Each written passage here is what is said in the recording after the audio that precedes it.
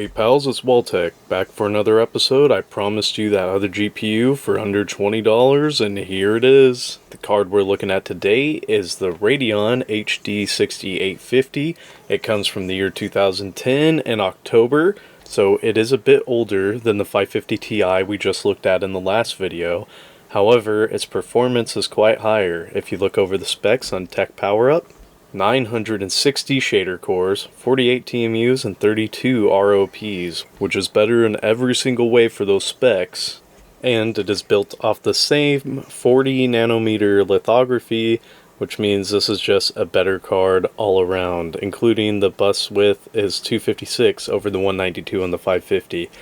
This card should actually perform pretty well.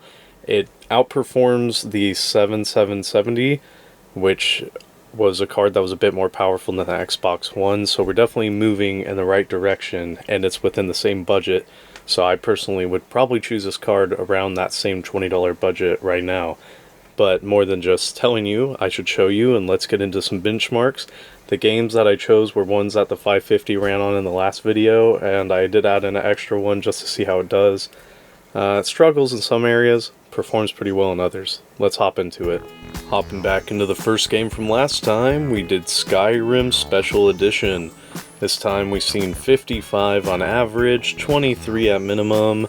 Our maximum was 59.6, 1% lows at 31.5, and a 0.1% low at 3.1. Now we did see an increase. I did bump up the anti-aliasing just a little bit, so we both seen a performance increase and a bit of a graphical improvement. So this was a total rain over the 550, pretty playable, 1080p. I'd say this is a good result. Next one, just the same, was Fallout New Vegas, still on ultra high settings, but there is a difference. I did push the anti-aliasing sampling up to 4 samples and the anisotropic filtering up to 4 samples, and even with that, still didn't push the card. It was still at a low percentage. Most of the time we've seen 60 on average, 59.6 to be exact. Minimum was 18.4, maximum was 63.6. And our 1% lows was 18.5, and our 0.1% lows was 7.1. These are really good results. Most of the time was completely fluid gameplay, even in heavy gunfire. Good result, great for this game. Next game was Marvel vs. Capcom. I tried to do everything to push this game. I put in borderless window, I turned it to 1080p, I put on the highest anti-aliasing, the highest graphic quality. This card just dominates this game. We got a 59.9 average, a 57.7 minimum, a 60.3 maximum, a 54.81% low, and a 0.1% of 48 frames. Smooth, flawless, amazing gameplay, minimal lag. Was a great experience. If this is your type of gaming, 6850 to me definitely is a way to go. I wanted to change things up a little bit, so I threw Witcher into the mix, Witcher 3 Wild Hunt. I know this game was notoriously hard to play back when it came out, and it was out on the Xbox One, so I figured maybe the card had a chance to, maybe compete because it is above the Xbox One's GPU. However, looking at how it played, I'm led to believe that maybe the developers optimized the game more for the console than they did on computers, because our results here were really not that great. I put everything at the lowest I could get it at 1080p.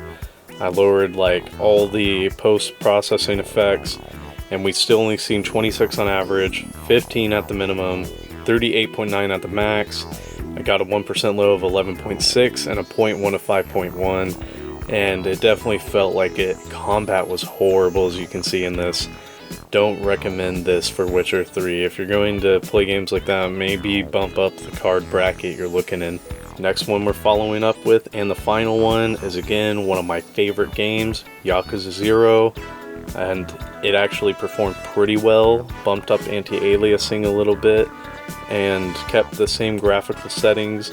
We saw 51.4 on average, 33.9 at minimum, 62.5 at maximum, a 1% low of 36.7, and a 0.1% low of 27 frames per second.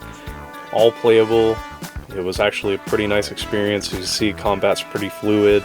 Can't say it's the best I ever played this game in, but it's not bad, and honestly it does look better than the Xbox One edition did to me, so that's a win. So in conclusion, I don't really believe the 550 Ti was really worth the $20 because this card does exist and it is just obviously better. Like, even when it comes to the shader cores, it was somewhere around like 3 times higher, maybe 4 times higher. I just think it's a better card overall. Its performance is actually quite good, especially if you think in retrospect to the Xbox One and it being better than that. It's still capable of playing some games. Maybe not super modern, but at least capable. This card's good enough to where if you're just looking for something to tide you over for the cheap price, I can confidently say, yeah, go out and get one. What's the worst? You lose $20 and it actually can play some decent games. I mean, these are the type of games I love to play daily, so it's not really that bad for me. I have had some really pleasant experiences with the older games I love to play, so it's nice to me if you need something for temporary while you're waiting for GPUs to get cheaper or the market to drop, go for it. This has been Waltech, and I'm signing out.